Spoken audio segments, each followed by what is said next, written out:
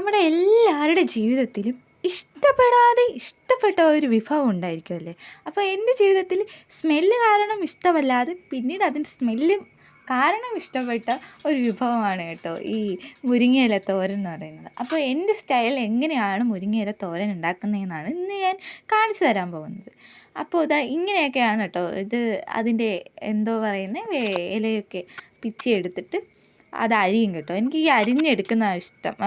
ഇല മുഴുവനായിട്ട് കിടക്കുന്നതും കാട്ടി ഈ അരിഞ്ഞെടുക്കുന്നത് ഇച്ചിരി കൂടെ ടേസ്റ്റ് എനിക്ക് തോന്നിയിട്ടുണ്ട്, ഫീൽ ചെയ്തിട്ടുണ്ട്. അപ്പോൾ ഇത് ഇതേപോലെ വെച്ച് രണ്ട് പ്രാവശ്യം അരിഞ്ഞെടുത്തിട്ട് പിന്നെ സവാള പകുതി സവാള എടുക്കണം കേട്ടോ. അതിങ്ങനെ ചെറിയ ചെറിയ കഷ്ണങ്ങളായിട്ട് അരിഞ്ഞെടുക്കണം. അപ്പോൾ നിങ്ങളുടെ ജീവിതത്തിലും ഇതേപോലെ ഇഷ്ടമല്ലാത്ത ഇഷ്ടപ്പെട്ട കറികൾ വേണം, അതൊന്ന് കമൻറ്റ് ചെയ്യാൻ മറക്കല്ലേ.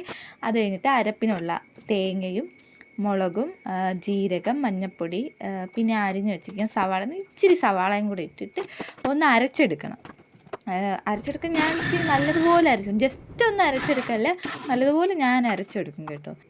ഇനി നമുക്കത് വേവിക്കാം കേട്ടോ. വേവിക്കാമെന്ന് വെച്ചാൽ ചീനിച്ചട്ടി, എനിക്ക് ചീനിച്ചട്ടിയിലിട്ട് ഇങ്ങനെ നല്ലപോലെ ആയാലേ അത് ശരിയാവത്തുള്ളൂ. അപ്പം ഞാൻ ഉള്ളിയൊക്കെ സവാളയൊക്കെ വരട്ടിയതിന് ശേഷം നമ്മുടെ അരിഞ്ഞു വെച്ചിരിക്കുന്ന മുരിങ്ങയില ഇട്ട് ഉപ്പൊക്കെ ഇട്ട് ഇങ്ങനെ ഇളക്കി നല്ലപോലെ ഇളക്കി എടുക്കും. അപ്പോൾ അത് കട്ടായിട്ട് പിടിക്കും. അതിനുശേഷം നമ്മൾ അരച്ച് വെച്ച അരപ്പ് അതിലോട്ടിട്ട് കുറച്ച് നേരം മൂടി വെക്കണം കേട്ടോ. മൂടി വെച്ച് ഒരു 10 മിനിറ്റ് പോലും വേണ്ട. അത് കഴിഞ്ഞിട്ട് അത് നല്ലപോലെ ഇളക്കിയെടുക്കുമ്പോൾ ഇങ്ങനെ ഫ്രൈ ആയിട്ട് കിട്ടും. അതാണ്